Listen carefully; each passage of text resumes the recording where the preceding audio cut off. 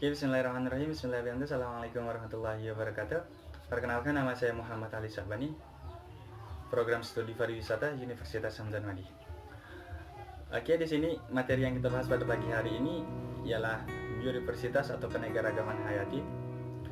Di mana yang perlu kita ketahui itu apa sih keanekaragaman hayati? Nah, di sini yang dimaksud dengan keanekaragaman hayati adalah suatu istilah pembahasan yang mencakup semua bentuk kehidupan. Secara ilmiah dapat dikelompokkan menurut skala organisasi biologisnya, di mana keanekaragaman hayati ini tidak merata, melainkan sangat bervariasi di seluruh dunia.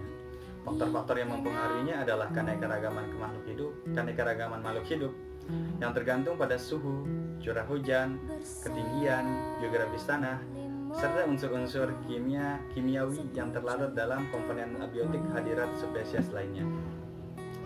Pentingnya keanekaragaman hayati itu yang pertama ialah satu jenis tidak dapat mampu melakukan berbagai fungsi dalam menunjang sebuah kehidupan. Yang selanjutnya, kehidupan yang harmoni akan terjadi apabila masing-masing komponen menjalankan fungsinya dengan baik, dan setiap komponen tidak dapat menggantikan komponen lainnya. Membantu kita memahami bagaimana kehidupan berkembang dan terus berkembang. Oke, berbagai manfaat yang diberikan oleh keanekaragaman hayati menurut mendukung kehidupan manusia di bumi ini kurang lebih seperti ini.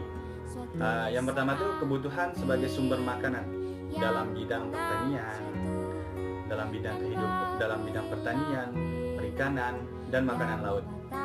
Yang kedua, kesehatan dan penelitian biomedis. Selanjutnya, keseimbangan hidup dan industri seperti tekstil, bahan bangunan, kosmetik, dan lain-lain. Persiti dan pembangunan nasional. Sudah pada tahu belum kalau Indonesia itu termasuk ke dalam 12 negara megadiversity yang mengandung sekitar 75% keanekaragaman yang ada di dalam bumi ini. Di mana 12 negara itu ialah Brazil, Kolombia, Ekuador, Peru, dan sebagainya. Karena itu Indonesia mempunyai tanggung jawab khusus untuk mengonservasi dan mengelola keanekaragaman hayati di Indonesia dengan melakukan konservasi dan pengelolaan keanekaragaman hayati yang ada.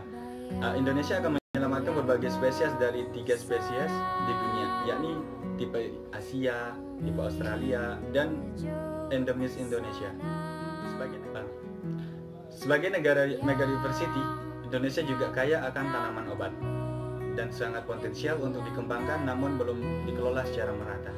Kekayaan alam tumbuhan di Indonesia meliputi 30.000 jenis tumbuhan dari total 40.000 jenis tumbuhan di dunia.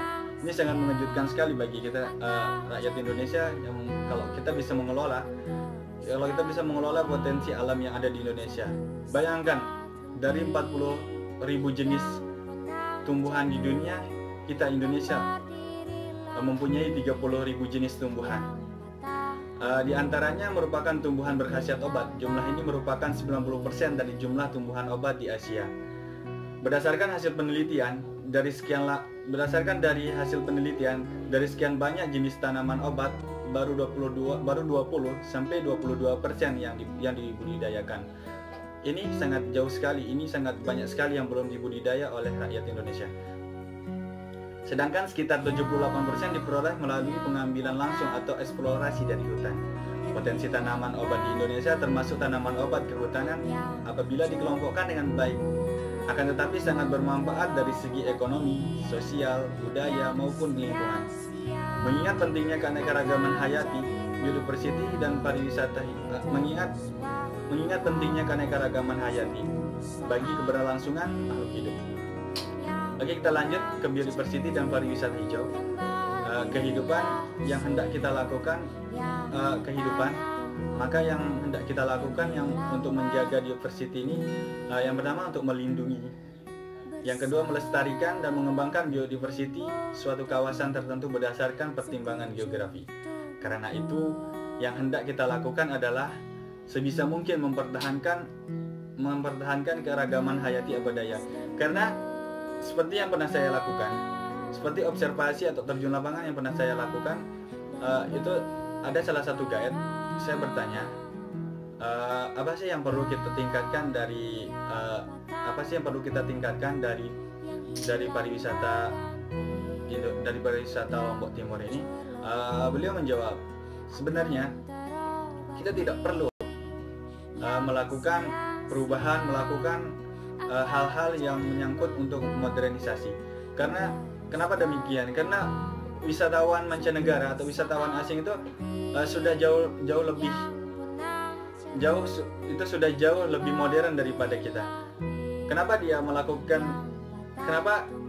wisatawan asing melakukan kunjungan wisata ke Indonesia? Karena dia ingin mencari yang alami di Indonesia, seperti air terjunnya. Itu nggak perlu kita modifikasi menjadi modern, karena wisatawan asing sudah sangat jauh modern daripada kita. Pembangunan berbagai fasilitas perkantoran hendaknya dilakukan di lokasi yang tandus, termasuk ekonomi bisnis dan berbagai pertanian, perkebunan dan peternakan konvensional, serta beberapa jenis kegiatan olahraga yang tidak ada hubungannya dengan air dan gunung. Selanjutnya, membuat sistem penanganan dan pengelolaan berbagai jenis sampah dan berbagai jenis sampah dengan sistem dan paradigmanya yang berkelanjutan sehingga tidak merugikan pihak lainnya. Berhubungan dengan kegiatan pariwisata hijau atau dalam istilah lainnya disebut dengan ekowisata. Jenis ekowisata harus bersifat ramah lingkungan. Secara ekonomis dapat kita lakukan dengan kegiatan pariwisata hijau. Dalam istilahnya disebut dengan ekowisata. Kegiatan ekowisata harus bersifat ramah lingkungan. Secara ekonomis dapat berkelanjutan dan serasi dengan kondisi sosial dan kebudayaan daerah tujuan ekowisata tersebut. Untuk menjamin konservasi dan keanekaragaman hayati sebagai sumber daya kepariwisataan utama, segenap upaya penting harus dilaksanakan untuk menjamin fungsi dan daya dukung lingkungan agar tetap terjaga. Kegiatan ekowisata yang secara langsung mendukung pada upaya perlindungan alam dan kelestarian keanekaragaman hayati harus dipromosikan. Harus ada tindakan pencegahan untuk menghindari dan meminimal dampak negatif keanekaragaman hayati yang disebabkan kegiatan ekowisata tersebut. Hendaknya selalu menggunakan teknologi ramah lingkungan.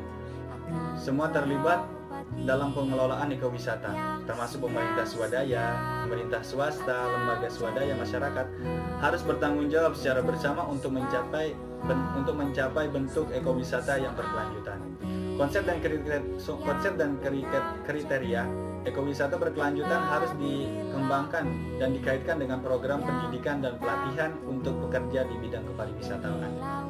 Masyarakat harus diberikan kemudahan untuk memperoleh informasi sebaik-baiknya atau sebanyak-banyaknya mengenai manfaat perlindungan lingkungan dan konservasi keanekaragaman hayati. Melalui apa? Melalui bentuk ekowisata yang berkelanjutan tadi.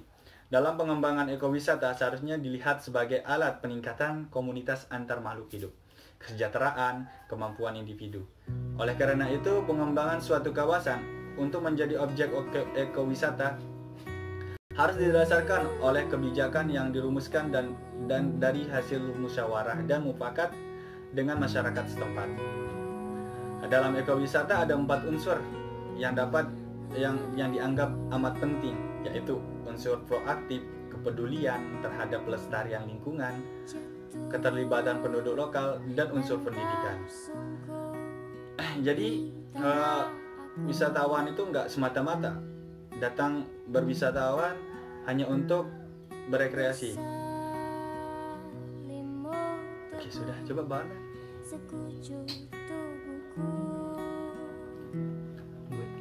Kan? Akan tetapi wisatawan yang datang tidak semata-mata untuk menikmati alam sekitarnya, tetapi juga mempelajari